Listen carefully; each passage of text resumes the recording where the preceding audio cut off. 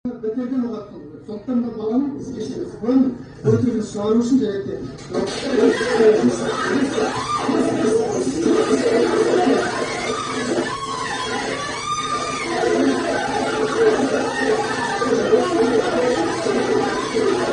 Аха, осы жерден кіреді БТР. Ана жақта Саржан деген магазин бар. Сол магазинде на двух ракурсах түсіреді жаңағы видео, где БТР заезжает, осы жерден ата бастайды, сөйтеді де барады да мынау алаңда қырады бәрін. Кім жараланды, кім талдың тасасына тығылып қалғандар бар. 3 спецназ машинамен келеді да, Арлановцы. Жараланғандарды добивают. Кто спрятался, прям арттарынан қуып тұрып атады. Сол видеоны көрдік біз. Даже бір қыз мынандай неден секіріп түседі да, осы алаңға не доезжая, бүйтіп отыра қалады. Атпашы деп. Ну, голоса не слышно, но мимикамен түсінікті да, атпашы деп бүйтіп. Өстіп тура тізерлеп тұрады. Алады да, жаңағы бір сет атып өлтіре салды. Ақыры аяғында сол қаңтардың құрбаны болды. Жақсы өмір сүру үшін шықты деп ойлаймын. Жақсы өмір сүруіміз керек, мынау билікті ояту керек деген оймен шықты деп ойлаймын. Ештеңкеде еш нәрсе өзгерген жоқ. Даже төмендеп баратыр Қазақстан. Ештеңке керемет бір өзгеріс болып, қазақтың көзі ашылып, ондай ештеңке болған жоқ. Қазақ десең намысыңа келеді ғой. Сол көтерілістен кейін де әлде мысалы жақсы өмір сүруге, әлде біздің мүмкіншілігіміз санасақ деп айта аламын.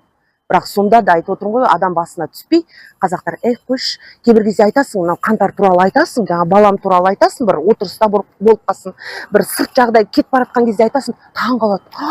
Осы Қазақстанда болды ма деп. Білмейді қазір, көп ел білмейді.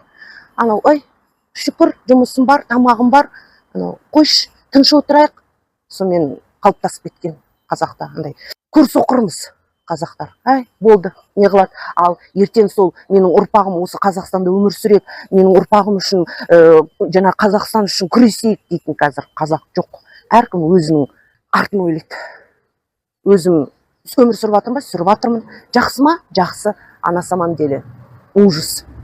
На самом деле это ужас Казахстанда, потому что коррупция, судебный процесс это тоже коррупция, жаңағы власть тоже коррупция, жаңағы Бишімбаевтың сотын мысалы, ойбай, масқара, пиар, ойбай, жаңағы марқұм Салтанаттың бар, хабар бермейсің да?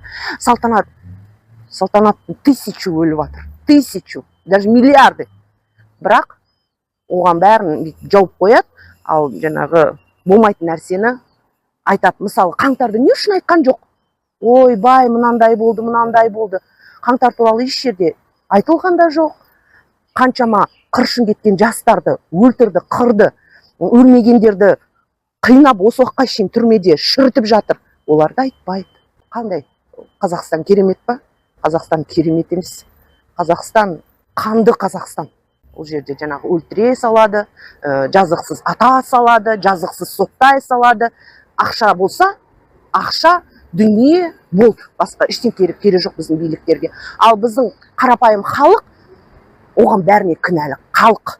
Егерде халық бәрі жиналып бір жаңағы кулак болып шықса, халыққа қарсы ешкім де келе алмайды.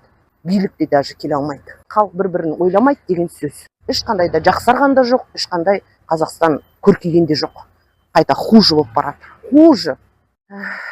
Қаңтар сияқты көтеріліс. Менің ойымша ғой енді. Мүмкін олай да болмайтын шығар енді. Бір алла біледі, бірақ қайталанбайтын сияқты. Себеп халық қорқады. Өйткені билік аяусыз ит құсап халықты қырып тастайды. Ал халық болса өздерінің бала шағасы үшін, ұрпағы үшін қорқатын сияқты. Бірақ бәрібір де билікте, халықта қандай адамдар болса да Алланың алдына барады. Бәрібір де соны білмейді халық. Ал егерде көтеріліс болса, ол менің ойымша бар ғой, ол жақсы деп ойлаймын. Өйткені Қазақстан бір жақсы бір жағдайға мәмілеге келсе, мен бар ғой, өзімнің жанымды да қиюға дайынмын. Өйткені менің бала шағамның келешегі бір жарқын болсыншы деп ойлаймын. Бірақ ол түбінде ондай болмайтын сияқты, себебі халық қорқады. Халық қазір артық сөйлеуге қорқады. Қазір кетіп бара жатқандардан әшейін сұхбат алуға, билік туралы сұрақ қойсаңдар, қашады. Себебі халық уже қорқады. Айтып отырмын ғой, лишний раз сөйлеуге қорқады. Өйткені аяусыз атып тастайды, немесе барады да қамап тастайды, айуан құсап қинайды, өлтіреді. Содан халық қорқады.